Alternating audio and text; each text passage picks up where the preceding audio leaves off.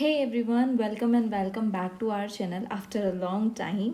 सो आज के सेक्शन में हम क्विकली एक स्मॉल टॉपिक को कवर करेंगे जिसका नेम है how the atmosphere of earth is formed. यानी कि जो अर्थ का एटमॉस्फेयर है, जो वर्तमान में हम जिस एटमॉस्फेयर को देखते हैं उसका फॉर्मेशन कैसे हुआ था।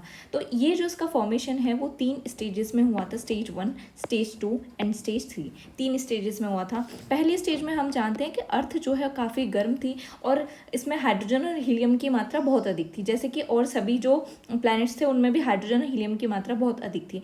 लेकिन सन से जो चलने वाली सोलर विंड्स थी, उन सोलर विंड्स की वजह से क्या हुआ, ये जो अर्थ पे और जितने भी टेरेस्ट्रियल प्लैनेट हैं अपने स्टार्टिंग के 4, उन सब पे सोलर विंड्स इतनी ज़्यादा पावरफुल थी कि इनमें जो पाई जाने वाली हाइड्रोजन और हीलियम थी उन्होंने इन्हें धकेल के दूर कर दिया, जिसकी वजह से हम क्या देखते हैं कि स्टार्टिंग में जो टेरेस्ट्रियल इनर प्लैनेट्स हैं उन पे हाइड्रोजन और हीलियम जो है वो नहीं पाए जाते हैं। यानी कि हाइड्रोजन और हीलियम जो है इनसे दूर कर दिए, और इसी वजह से क्या है, जो पीछे के सभी प्लैनेट्स हैं वो गैसियस होते हैं, जबकि आउटर प्लैनेट्स जो होते हैं उन्हें टेरेस्ट्रियल प्लैनेट्स कहा जाता है। ठीक है, तो पहली स्टेज में क्या होता है, क्या याद रखना है हमें पहली स्टेज में, कि हाइड्रोजन और हीलियम जो थे वो सोलर विंड्स की वजह से धकेल के दूर कर दिए गए। स्टार्टिंग के जो 4 टेरेस्ट्रियल प्लैनेट्स हैं उनसे ये सभी दूर हो गए। अगली प्रोसेस क्या होती है, अगली प्रोसेस में हम जानते हैं कि अर्थ स्टार्टिंग में एक बहुत ही हॉट बॉल थी, जिसकी वजह से क्या होता है, अब क्या होता है, अब लगातार अर्थ कूलिंग डाउन होना, काफ़ी सालों बाद कूलिंग डाउन होना शुरू होता है, जिसमें एक प्रोसेस का नाम है डी गैसिंग।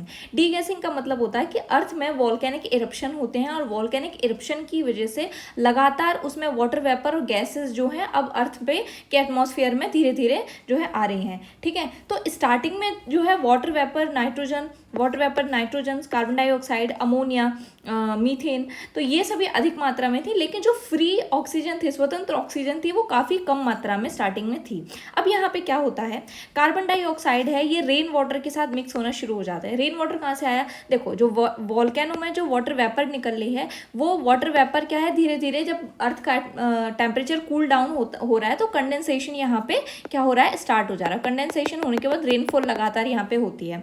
अब जो रेन का वाटर है उसमें CO2 और मिल जा रही है, तो टेम्परेचर को और भी कम करने का काम कर रही है। अब ये जो रेन वाटर है, जो यहाँ पे अर्थ पे गहरे गड्ढे गर्तें बनी हुई थी, वो ओशियन फॉर्मेशन यहाँ से ही स्टार्ट होता है। ठीक है, तो ये कौन सी रही, ये सेकंड प्रोसेस रही। इसमें हमने क्या पढ़ा कि डी गैसिंग होती है, यानी कि वॉल्केनिक इरप्शन होते हैं जिससे गैसेस निकलती है, वाटर वेपर्स निकलती है, वेपर्स का कंडेंसेशन स्टार्ट हो जाता है, और जो गैसेस निकल रही थी उसमें क्या है, CO2 जो है, CO2 क्या हो रही है, मिक्स हो रही है विद रेनफॉल, और इसमें टेम्परेचर जो कूल डाउन हो जाता है और ओशियन का फॉर्मेशन होता है। ठीक है, थर्ड जो स्टेज है, थर्ड स्टेज में लाइफ आती है यहाँ पे, मतलब जीवन जो है अर्थ पे पता चलता है। सबसे पहले कौन थे, तो साइनोबैक्टीरिया थे। लंबे समय तक यदि क्वेश्चन ये आता है कि जीवन किसकी देन है, तो ये किसकी है, ओशियंस की, क्योंकि ओशियंस में ही सबसे पहले साइनोबैक्टीरियाज जो हैं ये सब यहाँ पे आते हैं, और लंबे समय तक ये लगातार ऑक्सीजन जो है एटमॉस्फेयर में देते हैं, और जिसके बाद ये फोटोसिंथेसिस की प्रोसेस होती है और ऑक्सीजन